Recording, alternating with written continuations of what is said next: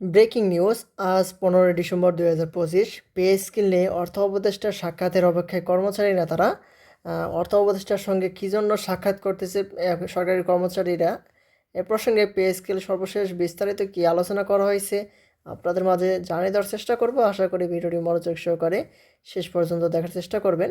আর আমাদের এই চ্যানেলটিতে নতুন হয়ে থাকলে অবশ্যই চ্যানেলটি সাবস্ক্রাইব করে রাখবেন।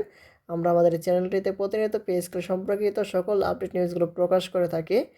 এখন দেখি বিস্তারিত কি বলা হয়েছে। দেখতে পাচ্ছি বলা হয়েছে পে স্কেল চালু করতে সরকারি চাকরিজীবীদের বেঁধে দেওয়ার সময় পার হওয়ার পরও সরকারের পক্ষ থেকে আসেনি কোনো ঘোষণা। পে স্কেল চেয়ে 18 লাখ সরকারি চাকরিজীবীর দেওয়া আলটিমেটামের শেষ দিন পার হয়েছে। 15 ডিসেম্বরের মধ্যে পে স্কেল বাস্তবায়ন করে গেজেট জারির শেষ দিন ছিল। এখন পে স্কেল বাস্তবায়নে অর্থ উপদেষ্টা সালেউদ্দিন আহমেদের সাক্ষাতের অপেক্ষায় আছেন কর্মচারী নেতারা। গতকাল রবিবার 14 ডিসেম্বর সচিবালয় উপদেষ্টার দপ্তরে চিঠি হস্তান্তর করে বাংলাদেশ সরকারি কর্মচারী দাবি ও দায়ী ঐক্য পরিষদের কয়েকজন নেতা। বাংলাদেশ সরকারি কর্মচারী সমন্বয় পরিষদের মহাসচিব বেল্লাল হোসেন সাংবাদিকদের বলেন, আমরা অর্থ উপদেষ্টা সালেউদ্দিন আহমেদের সঙ্গে সাক্ষাৎ চেয়ে একটি চিঠি দিয়েছি। আজ অফিসে না থাকে তার সঙ্গে দেখা হয়নি। উপদেষ্টার দপ্তর থেকে বলা হয়েছে, পে স্কেল কর্মচারীদের সমস্যা নিয়ে অর্থ উপদেষ্টা অবগত আছেন। এই সময় খুব দ্রুত উপদেষ্টা কার্যালয় থেকে কর্মচারী নেতাদের ডাকা হবে বলে আশা প্রকাশ করছেন নেতারা।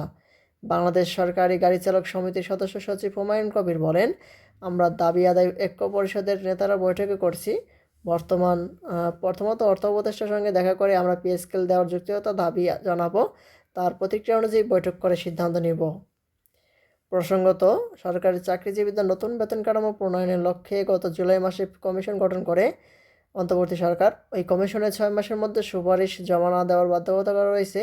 তবে কর্মচারীদের দাবি ডিসেম্বর 15 তারিখের মধ্যেই নতুন পে স্কেল গেজেট প্রকাশ করতে হবে। এ হচ্ছে পে স্কেল সম্পর্কিত অর্থ উপদেষ্টা সাক্ষাতের সঙ্গে যে সাক্ষাৎ করতে যাচ্ছে সরকারি কর্মচারীরা, সেটি সর্বশেষ আপডেট। এটি সম্পর্কে যখনই আপডেট নোটিশ প্রকাশ করা হবে সবার আগে আমাদের চ্যানেলটিতে পেতে অবশ্যই চ্যানেলটি সাবস্ক্রাইব করে রাখবেন। ধন্যবাদ সবাইকে। আসসালামু আলাইকুম।